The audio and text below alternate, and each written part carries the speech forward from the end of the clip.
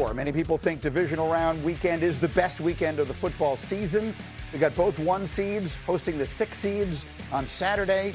Sunday, we've got the first game on ABC and ESPN. We're actually going to do a 3-hour pregame show from the stadium. Nice. Let's go. So we'll be there in Foxborough starting at noon for you and get you Texans, Patriots, and then wrap up the night with the Bears and the Rams. So let's do a watch here. Let's look at these games in the order in which they're going to be played. Kmart, what are we watching for? Bills, Broncos in Denver. Greeny, I'm watching Josh Allen's health.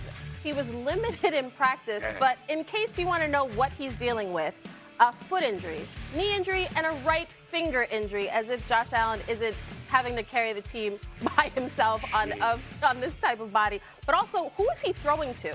They've got 3 healthy wide receivers on their active roster. Shavers, ACL. You have Gabe Davis got hurt as well. So you've got Keon Coleman, a guy who's been benched multiple times, Brandon Cooks, a guy who just got here 6 weeks ago, and Khalil Shakir. So the Bills are dealing with a lot. Yeah, that Shavers news came to me, I thought, sort of out of nowhere yesterday. Played 22 snaps in the second half. Then we find out that he was doing it with a torn ACL. And he has become a huge part of this offense. He's made huge plays for them. And he's great on special teams, where you see he actually got hurt on this one. Ugh. Truth is this, if they're going to win this game in Denver, in the altitude, against a defense that's been relentless and has been on a bye, just watching, they're going to need Josh Allen to be Hercules, to be Superman, to be Batman, to be name Iron Man, whoever, all of it and more. They have everything stacked up against them. They have all the injuries. The Broncos are on a bye. The Bills are playing short week on back-to-back road game Sunday, road game Saturday. Everybody's hurt. This is a tough spot. It's a tough game, but I think it's a broken record with this team. They run the ball really well. They have to rely on that and shorten the game. And fortunately, they are not going up against a team that's a great rushing attack. Like, that's the scariest thing, I think, for the Bills, because their pass defense is good. They disguise the hell out of their coverages and confuse quarterbacks. Their pass defense is strong. The concerning part is when you go up against a team that's great at running the ball. And the Broncos can run the ball, but they're not one of these great running teams. And then obviously, if you can keep the game close, which I think they can, that's what it comes down for them. If Josh is healthy and the game is close, there's no quarterback, especially quarterback left. I guess maybe you would think about the Rams, but there's nobody else. Matt Stafford. I love when you talk Rams. That's all you have me. Run the ball. You had me a running game, dog. What you said, running. The rest of it. Can they do it? I mean, can the Bills? The Broncos are a 1.5-point favorite right now at DraftKings. Yeah. To Nick's point, they can do it, but it's that formula, right? And like I said something about the Bills' defense yesterday, and all the Bills Mafia came at me about their defense playing great against the Jags. They didn't. I mean, they did enough to win. Great would be a way overstatement, right? Like I think they averaged almost 7 yards that play. But at the end of the day, they did do enough. They got Trevor Lawrence to turn the ball over twice. That's what's going to happen. Where they need to force Bo Nix, make some mistakes, keep kind of the momentum of this team, keep it close to the fourth quarter. And to everyone's point, Josh Allen is the key for this game. He plays well. That's the only chance the Bills have. If he has an off day because of injury or whatever else. The tough thing about going up against that Broncos team is they're a heavy man team, and if they can successfully play your receivers in man coverage, they can do a lot more complicated things up front. And they can rush the Bills don't have the receivers to scare anybody at this point. So I think that's going to, obviously, the pressure goes on Cooks and Allen. All right, like I said, my horse has long since been out of this race. I'd love to see it for Josh Allen. I think this is a very tough spot. That's correct. My horse didn't even make it to the race.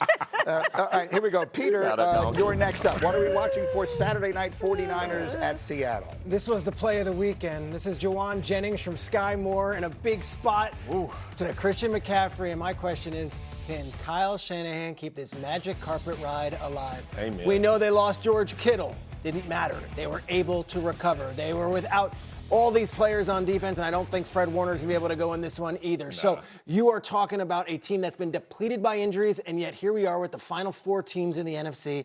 In San Francisco, that logo is right there where they always are. And Kyle Shanahan has dialed it up perfectly, both scheme and play calling.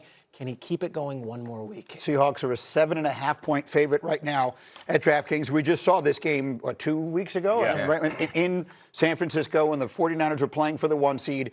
They played that game with George Kittle, without Trent Williams. Right, Williams is back. What do we think? I mean, do we give this feels like it leans heavily in the direction of the home team. Yeah, I mean, this is going to be 100% how the 49ers can defend. Can they stop Walker and Charbonnet? Because if the Seahawks can run the ball and not even put the ball at risk with Sam Darnold, you have to make this a Sam Darnold beat us game. And with JSN knowing where he wants to go with the ball, how can you create and confuse? What can Robert Saleh do? Stopping the run is going to be the key of this game. If they don't stop it, this thing won't be close. If they can, they'll have a shot to win it. Yeah, I think you want to be able to create those turnovers, and you're going to create those turnovers through the air. They have to stop the run. We saw last game that they played each other. The Seahawks did whatever they wanted on the ground, and at no point did they put Sam Darnold in any tough situations. That's right. Early in the game, Sam Darnold made a couple mistakes in the red zone that gave the 49ers a chance. From that point forth, the Seahawks did not ask Sam Darnold to do much else. So you have to stop the run and force it into Sam Darnold's hand. We know he has the capability. Like, he was the best quarterback in the league for the first half of the season. So he has the capability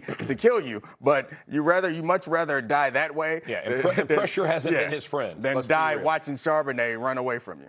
Yeah, I'm also watching Trent Williams. Is he going to play? You know, he's got that hamstring. I thought missing him last week was big. They got a lot of injuries. You mentioned Fred Warner. They opened up the window. But he was a big boost. Just seeing him on the practice field, can he be there for the NFC Championship game if they get there? All right, let's go to Foxborough, the Sunday games. Jeff, the Texans at the Patriots. What are we watching for? How the Patriots protect Drake May. Like, you think about what this Houston Texans defense just did to Pittsburgh, and good heavens. Now, Drake May can move around the pocket. He can do a lot more things than Aaron Rodgers. But make no mistake, them dudes on the edge can bring pressure. The guys in the middle can push the pocket. And so, irrespective of how good you are, it's where Drake May protects the football. When he's in the pocket, does he close it down? We saw what happened with C.J. Stroud turning the ball over. And again, that Texans defense being able to stop him, only giving up 3 points to it. It's going to be a Herculean effort from the Patriots offensive line. Will Campbell back last week got pushed a lot in the pocket. The Chargers, they compressed the pocket. They kind of made May uncomfortable. That's exactly the formula the Texans are going to try to go do. Yeah, their young tackle, Will Campbell, had trouble last week with Owe. And Owe is a good pass rusher, but he's not as good as the pass rushers that he's going to see in Hunter and Anderson Jr. So the question, one of the best things that Drake May has done all season is complete these deep passes, this deep ball accuracy. They're going to max protect and hit shots. The concept of kind of dink and dunking your way down the field against this Houston Texans defense, that's not going to work. You're going to have to hit big plays, and you're only going to be able to release two guys because you don't have the O-line to block what they have in Houston. So that's going to be the decision. Could be a really weird year in the NFL. We could wake up Monday after the AFC and NFC Championship games, and it's Texans-Seahawks in the Super Bowl. And that's completely legitimate. Defense, baby. And I look at that logo, and I see the Houston Texans, and we always talk about Lamar and Burrow and all these guys. They have been to this round 2 years in a row. They've been knocking on the door, and they always get dismissed in the divisional round. Is this the year that they get over the hump with this group? And C.J. Stroud is one of those young quarterbacks we talk about. How about Here's Stroud? what well, first off, I want to talk about Nico Collins. Nico Collins. He had a concussion, helmet first, on a tackle. This is his second concussion. He had his first in October. So is he going to be able to clear concussion protocol? Doesn't seem. This is his second concussion. I don't think so, but we'll stay tuned. Also, if he's not able to go, you're going to lean on Christian Kirk like you did this last game. C.J. Stroud had arguably his worst game, and they still won, to Nick's point about how good this team is. I don't think he will play that way this week.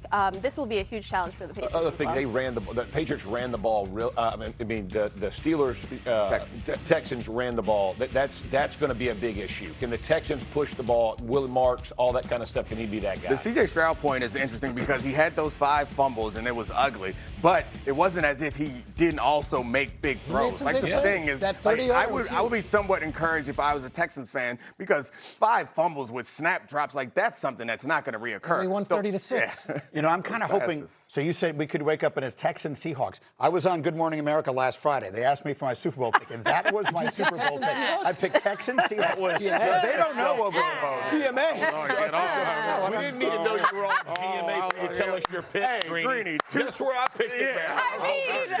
What was it like? Was there today after I left. What was it like meeting George Stephanopoulos? You're allowed to say when I played in the Super Bowl, but I'm not allowed to say I walked down the freaking hallway and made Super Bowl picks. What I'm trying to say is they don't know me over there. They don't know I'm always wrong. So they're going to be like, they're like, woo! Oh, Texans, Seahawks. Smart. Sam Champion's going to be like, that Greenberg knows football. we got to get him back on. Okay. Anyway, where was I?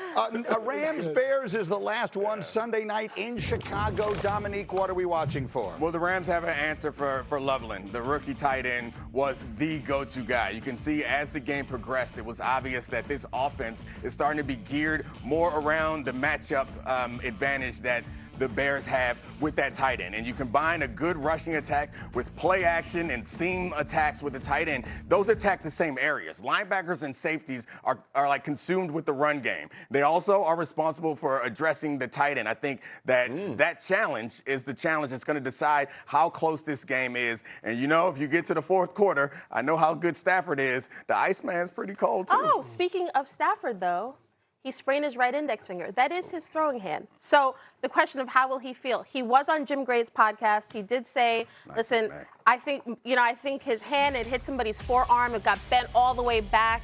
But he did say, by Sunday, I'll be fine. So you trust him. He's a veteran, but we'll see. And it's going to be cold. And so I don't know if the finger's cold. Let me break this down for Matt Stafford. Okay. This might be one of the coldest games in Bears history. This is going to be so cold outside. So as you can see, I'm very emotional because I will be outside as well.